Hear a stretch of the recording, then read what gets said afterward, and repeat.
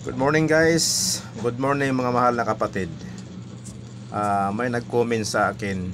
Siguro membro yon ng MCGI o tao ni Soriano. Sabi niya, mayroon naman daw silang ipenta yung hospital at school. Hindi naman yun ang ipinupost ko. Ang pinupost ko tungkol sa pagtatayo ng kapilya. Kung saan napunta kailang abuluyan. Ang abuloy nila ni isang kapilya wala. Hindi naman school ang pinag-uusapan ipapatayo.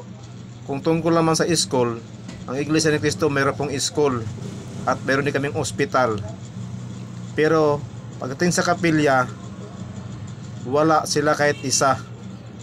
Yun po ang aking sinasabi.